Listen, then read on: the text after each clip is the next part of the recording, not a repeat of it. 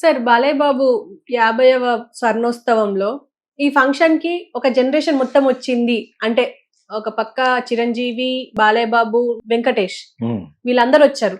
ఇందులో నాగార్జున ఒకరు మిస్ అయ్యారు. ఎందుకు అని చెప్పేసి అందరూ అంటే క్యూరియస్‌గా ఉన్నారు. ఎందుకంటారు సార్? ఫస్ట్ ఈ మీరేమనుకుంటున్నారు? 50 సంవత్సరాలు స్వర్ణోత్సవం అనేది ఎందుకు తీసుకుంటే నాకైతే అర్థం అవ్వలేదు.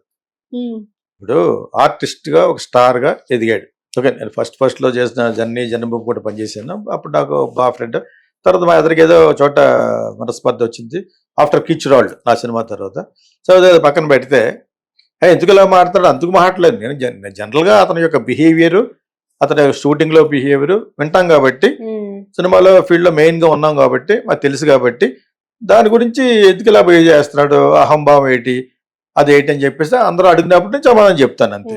ఇప్పుడు ఈ ఫంక్షన్ చేసుకునే ముందు పోనీ నువ్వే దేశానికి ఏమైనా సేవ చేసావా, రాష్ట్రానికి ఏమైనా చేసావా? ఇప్పుడు ఇక్కడ ఉన్న ఆర్టిస్టులు అందరూ ఉంటారు కదా, కొన్ని జూనియర్ ఆర్టిస్టులకో, ఎగ్జిస్టింగ్ ఆర్టిస్టులకో, వాళ్ళ ఇన్సూరెన్స్కో, వాళ్ళకి ఏమన్నా బ్యాడ్ జరిగినప్పుడు ఇవ్వడానికో ఓ 10 కోట్లు 20 కోట్లు ఇచ్చేవపోని, దాని సందర్భంగా నేను 50 సంవత్సరాలు పూర్తి చేసుకున్న సందర్భంగా ఒక 20 కోట్లు ఇస్తున్నాను ఆర్టిస్టులకి, ఫిలిం ఆర్టిస్టులకి, 24 క్రాఫ్ట్స్కి అని ఏమన్నా చేసావో పోనీ, అయ్యేం లేకుండా నువ్వు వద్దు 50 సంవత్సరాలు చేస్తే ఎవరికి కావాలి, చేయకపోతే ఎవరికి కావాలి చెప్పండి. యాక్చువల్గా ప్రజలకు ఏం కావాలి? ఏదో ఒక ఫంక్షన్. ఒకప్పుడు దాసరి నారాయణరావు గారిని వీళ్ళందరినీ తిట్టేవాడు, స్టార్లు డేట్లు ఇవ్వకపోయినా వీళ్ళతో డేట్ నేను కొత్త వాళ్ళతో చేస్తాను అలా చేసాడు. కొన్ని చేసాడు, కొన్ని బాగా ఆడి, కొన్ని బాగా ఆడలేదు.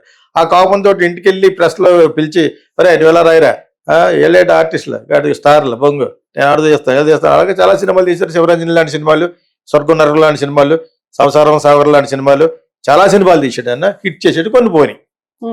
ఓకేనా?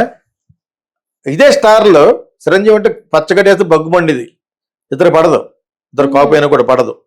సో పడదంటే ఇతను అడిగినప్పుడు డేట్లు ఇచ్చేయాలంటే ఆయనకి ఇతని రేంజ్కి సరిపోయేది కాదు. చిరంజీవి ఒక లెవెల్కి వచ్చేటప్పుడు ఇతను కొంచెం యాంగ్రీ యంగ్ మ్యాన్ టైప్ క్యారెక్టర్స్లో అతను బాగా డీల్ చేయలేడు. చేశాడు కొన్ని, బట్ రామారావు గారితో చేశాడు. మనుషులంతా ఒకటే, మంచి పెబ్బులు పులి, మంచి సినిమాలు చేశాడు. అలాగే చిరంజీవిని ఆ ఏజ్లో ఊహించుకోకపోవటం వల్ల ఒక యంగ్ లాగా తీసేవాళ్ళు కోదండ రామిరెడ్డి వాళ్ళందరూ బాగా తీసేవారు కాదు, వేరే వాళ్ళు సెలెక్ట్ చేసుకుని అల్లు అరుణ్ కూడా బ్యాగ్ ఉండటం వల్ల ఆడి ఈయంతో ఆడమని చెప్పేసి డేట్లు ఇచ్చేవారు కాదు. మన బుద్ధులు తిట్టేవాడు ఇంట్లో. రాస్తున్నారంటే ఇంట్లో వాళ్ళ ఆవిడ చిరంజీవిని. అదే చిరంజీవి ఏదో ఫంక్షన్ జరుగుతుంది అనుకోండి, మళ్ళీ వెళ్ళి పిలుస్తారు. వెళ్ళి అల్లు అరుణ్ చిరంజీవి డైరెక్ట్గా మీరు రావాలని అక్కడికి వెళ్ళి ఎంత గొప్పవాడు మాట్లాడతాడు.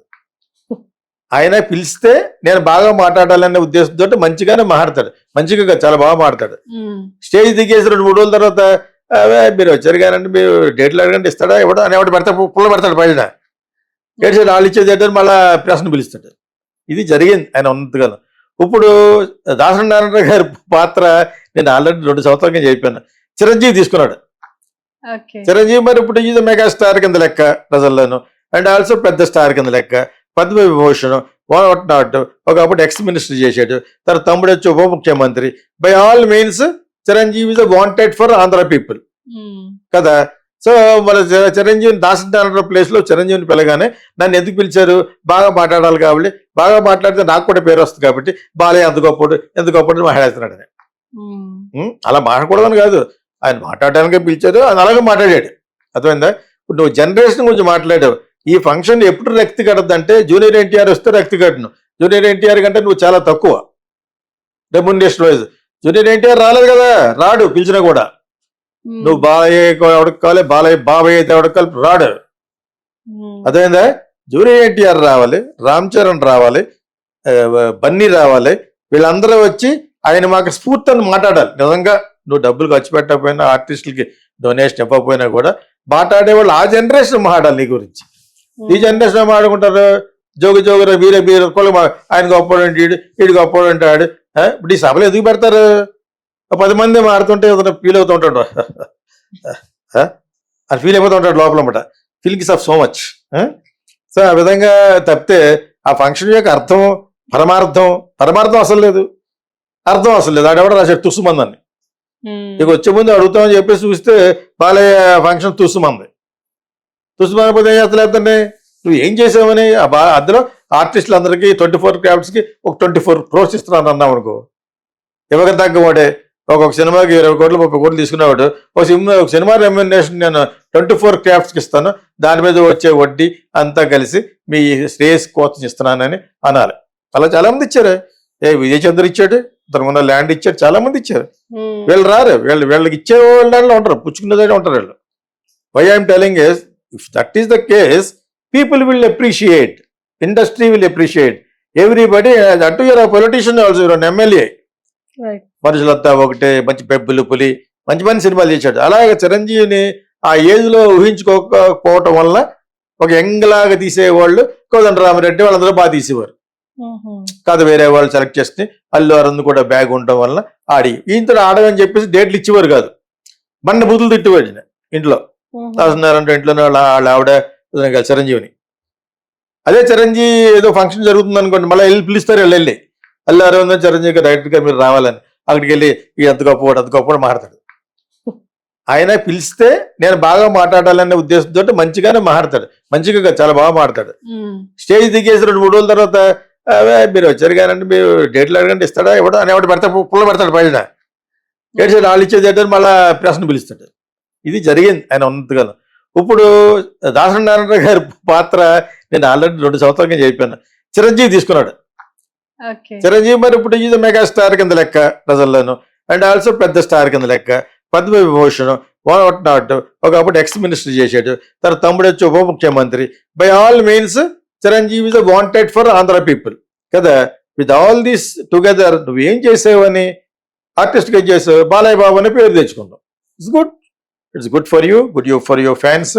నేనే చాలాసార్లు చెప్పాను, బాలయ్య మూమెంట్ అనేది ఒక జై బాలయ్య అనే మూమెంట్ పట్టుకొచ్చిందే ఇతని యొక్క సినిమాలు. అవి సెన్సిబుల్ నాన్ సెన్సిబుల్ అని మీరు నిర్ణయించుకోండి, మీ విజ్ఞతగా ఉద్దేశం.